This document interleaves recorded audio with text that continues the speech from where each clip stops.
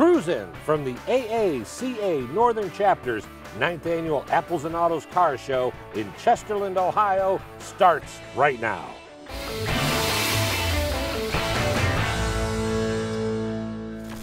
We're at Patterson Fruit Farm in beautiful Chesterland, Ohio for the annual Apples and Autos Car Show.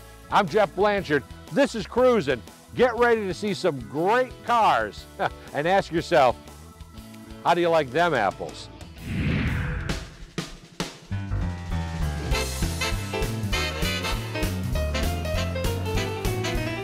How did you come about getting this? Our family's been into early brass era automobiles for ages, and over the years when this became available I had a chance to buy it. And that was about 22 years ago, and wow. I've had it for a long time and have had a lot of fun with it.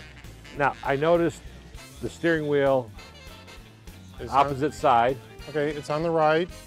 By and large, the majority of American automobiles were right-hand drive, with the exception of Ford and a couple other obscure makes of the time. And magically in 1914, all the cars, save for a few expensive ones like Stutz, Locomobile, and a few others, transitioned to right-hand drive. So if you see an American car and you want to kind of know what era it is, if it's right-hand drive, it's probably the brass era. In the brass era, it's probably pre-1914. Now, did you restore this car? No, this car is pretty much the way I bought it 22 years ago. It was restored in the mid-60s by the previous owners, and I've just maintained it and I've had fun with it. You know, this is a big car. It is. It's a nice sized car. The Roadster, they moved the seat back and they lowered the steering wheel so you sit farther away from the front of the car. So when you get into it the first time and you go around the first corner, you kind of have to gauge a little different than when you're sitting up close. Now, what size engine does it have? Okay, so this is a 4-cylinder. I forget the displacement. It's 4.5-inch bore. Something like a 4 3/4 inch stroke, and it's rated at 48 horse. It's called a Model 30 Cadillac. Okay. But all the 4-cylinder Cadillacs were called Model 30s, and this one's rated at 48 horse. Well, what would be like the top speed of this, do you think? Oh, this car? Yeah. 60. Okay. 65. So you don't. You're not on our modern freeways, you're not going to take, but back road, the main roads you could do, yeah, right? You could. Yeah. Like I said, when you're driving it, you got to get looks, right? Oh yeah, people wave. People wave all the time. Yeah, it's fun. Especially the condition of it. I mean, it's beautiful. It looks like it should be in a museum somewhere. Well, that wouldn't be any fun. You couldn't drive it if it was in a museum. Was there anything major that you have had to do with it in the 20 years you've had it? Oh, we've done some maintenance to it, and we've done some little odds and ends to keep it running correctly. But and it's by and large, I have not done anything serious to this thus far. It's been well cared for over the years, and it's just that it's very difficult. The speedometers, odometers aren't. I'm not sure that the speedometer has always been with this car. Okay. And I'm not sure that whatever it says. But the parts are original to the year, right? Yeah. 99% of everything that's on this car is what came from the factory. This car is very original and very authentic. All right. And that's the color it came off the line on. Yeah, the color would have been dark blue, black fenders. All the hardware you see, everything you see is the way it would have been originally. I think it's awesome, and I appreciate your time with it. Well, thank you very much for letting me tell you about my car.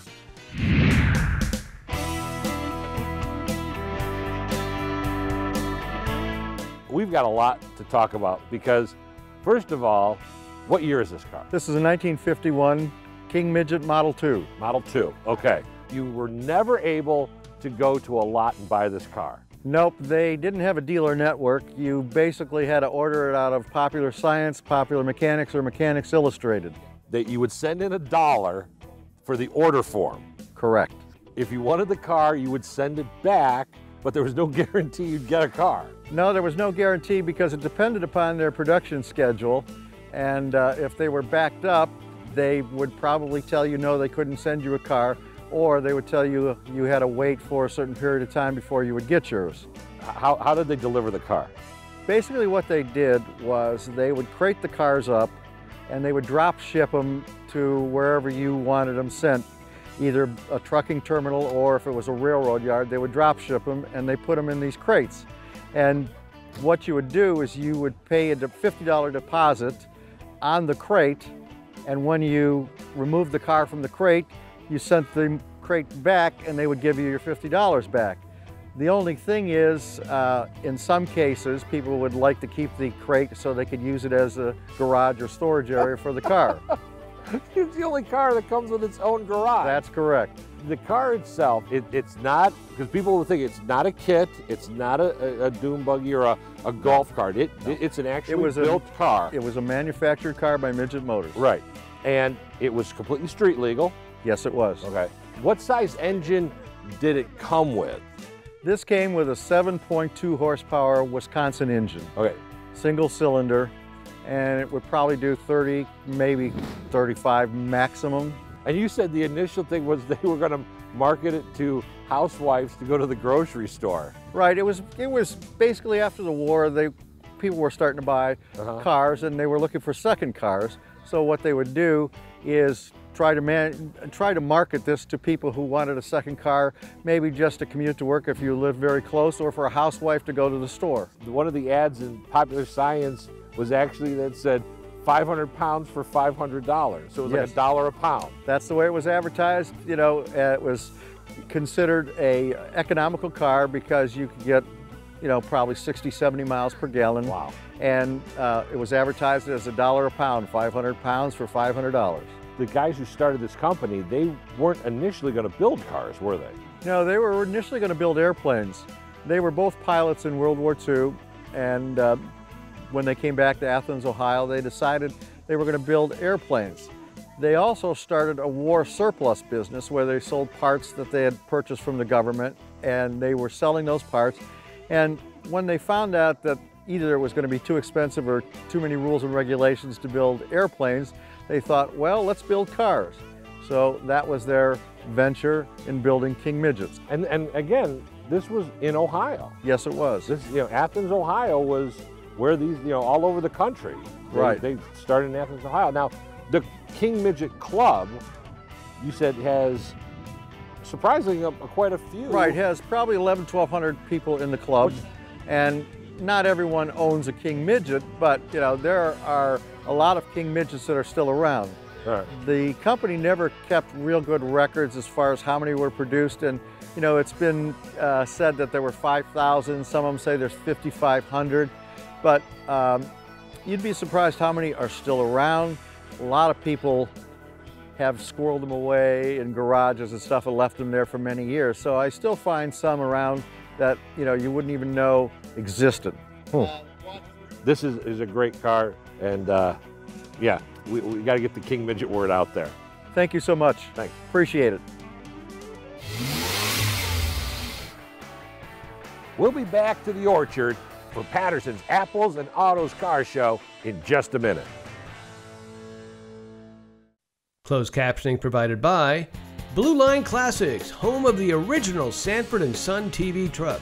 Conveniently located in North Royalton, Ohio, we specialize in buying and selling antique, classic, and muscle cars and trucks. If you're interested in selling your classic car or looking to purchase a new classic, call us today. Welcome back to the AACA Northern Chapter's 9th Annual Apples and Autos Car Show in Chesterland, Ohio on Cruisin'.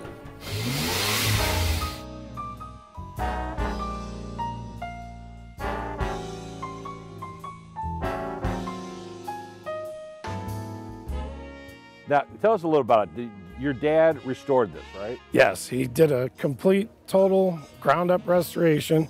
He's had this car since 1977, and it took him approximately, actually about 15 years to track down all the parts and get everything needed to put this back to the condition it's in now. So these are all original Yes. parts? Yes. Wow. This car is exactly how it would have been when it rolled off off the line? Yep. Wow. And I mean, looking around it, it's got the biggest speedometer I've ever seen in my entire life on a car. This was definitely an era of the Art Deco car where they tried to streamline cars, and it's definitely a very luxurious car for its day. Now, does he take it all over you were said the different car shows? It's been around, right? Yes. Yep. Drives it everywhere. Does he drive it outside of car shows? Oh yeah. Oh yeah? Just takes it around, not in the winter though. Yeah. No. That is, it's locked up there that time. Yeah. But Now, do you know what made him choose this car? it's the same year as when he was born. Oh, no kidding. Yeah. Now, what size engine is in there? It's a V12. Okay. So it's I'm not sure of the cubic inches, but that's the standard motor for that car. You said it moves pretty good too, Oh, right? yeah. But this is not something that people go, oh, I bet you the gas mileage is fantastic. No, actually, I found an ad in an old National Geographic, and they said it got a whopping 4 miles to the gallon. So it definitely doesn't get good gas mileage. How did he find it? Well, it kind of found him. My dad worked construction all his life, and he was doing a job for a guy, and he basically said, I've got this much money to pay you, but I've got this over here. And he showed him, he had a couple of cars, and this one caught his eye, and when he told him what year it was, that kind of sealed the deal. So when he got it, obviously it wasn't in this condition though. No, when he got it, if you saw the picture of when he got this car to how it is now, you'd never believe it was the same car. Was it the same color initially? No, there wasn't much paint left on it. There wasn't okay, much so anything left, but Gotcha. yeah, this is exactly how it should have been. Was there anything on the car that was really difficult to either find or to redo that you remember? That's one thing about this car. Pretty much everything on it has the Lincoln Zephyr emblem on it. Wow. From the carburetor, the battery, you name Really? it. Yeah, it actually has the little Zephyr teardrop. If you look at the carburetor, that's on it. So everything's Lincoln specific. Wow. So yeah, it was very They hard. really had it. They were the first to do all that proprietary stuff. Well, back in the day, a Lincoln was, That was it. yeah, that was the car to have. You were either a gangster running illegal hooch or a politician. Right.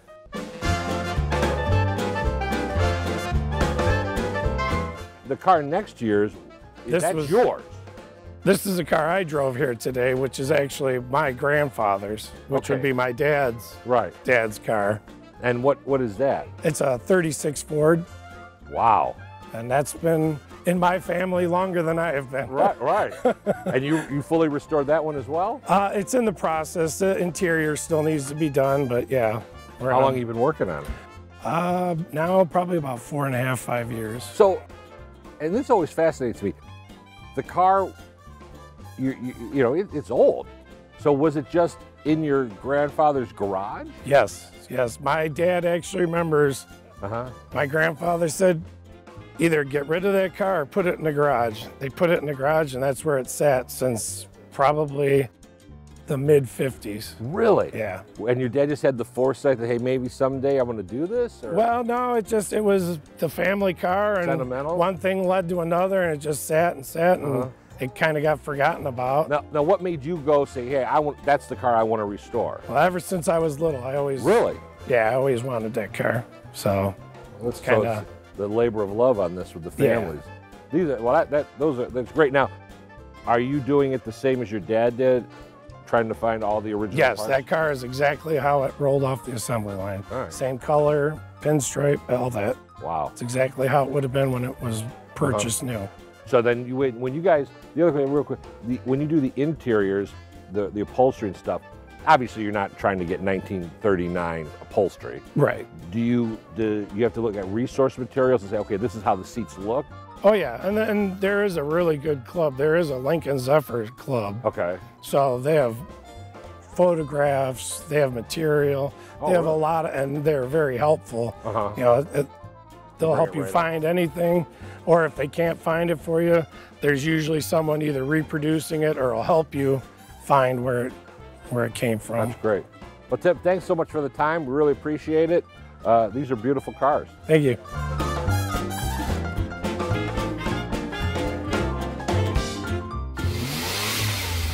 Coming up. Well, after 110 of these Bronco builds, we have mastered the process of building these. Nobody builds a better Bronco tub than we do. The Buckeye Guys are next on Cruisin'. Closed captioning provided by Blue Line Classics, home of the original Sanford & Son TV truck. Conveniently located in North Royalton, Ohio, we specialize in buying and selling antique, classic, and muscle cars and trucks. If you're interested in selling your classic car or looking to purchase a new classic, call us today.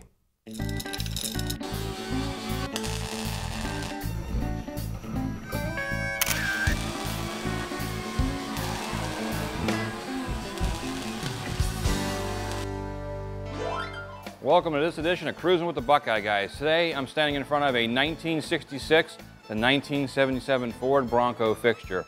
Buckeye Classic Cars affiliate company, Rust Belt Broncos, is the largest producer of Broncos in the world. That is steel body Broncos. We have produced 110 of these since the start of this project 3 years ago now. Rust Belt Broncos manufactures for Dennis Carbon Industries, and we also manufacture for ourselves and can sell you direct as well. So the fixture here basically applies all the sheet metal pieces to the Bronco body and puts them where they're supposed to be for an exact duplicate Bronco every time. High-end spot welders put the spot welds back in where they're supposed to be, and what the Bronco does here is it takes about 3 days to build one and about 80 man-hours by the time we get in the crate. Now over here are our side fixtures. As you can see, we already have a side fixture in here. We have a left and right side. The rear truck bed consists of two parts. We give the actual seam as it was done by the factory. We have left and right. Then over here is our internal fixture, which lines everything up, gets everything square. Well, after 110 of these Bronco builds, we have mastered the process of building these. Nobody builds a better Bronco tub than we do. We have a huge customer called Classic Ford Broncos down in Columbus. They are a fantastic customer. They build full build Broncos. Brian down there gets big dollars for his Broncos, so if you want a classic Bronco, buy them for him. They're fully rolling and driving, and I can't ask for more from Brian, and they're fantastic, and the feedback he gives us is great too. With the fixture here on the side, what this fixture does is sets everything where it's supposed to be. It's all measured out with CNC machines, lasers, and the pins on where they're supposed to be. We have these little gauges, like this piece of frame gauge. Here's a gauge, sets the wheel well, also sets the height for the quarter panel. These are all CNC made. The measurements, laser measurements are given, and with the depth mics too, so we know where we're at evenly throughout the build process. Everything is CNC engineered and double checked for consistency throughout every build. So what we'll do is we'll build 5 sub-assemblies here, build the front end. We test fit everything on Bronco frames too, because parts vary with the Bronco frames. These vehicles are over 40 years old, and the twisting of the frame, snow plowing, some frames are bent out there, so we have to know what the inconsistencies are with the frames with these Broncos out there. All right, here's a working frame here that we test fit body shells, test fit cowl areas. But we do sell this complete section here. It's available on our website. Complete piece, test fitted on here. We know it works, correctly square.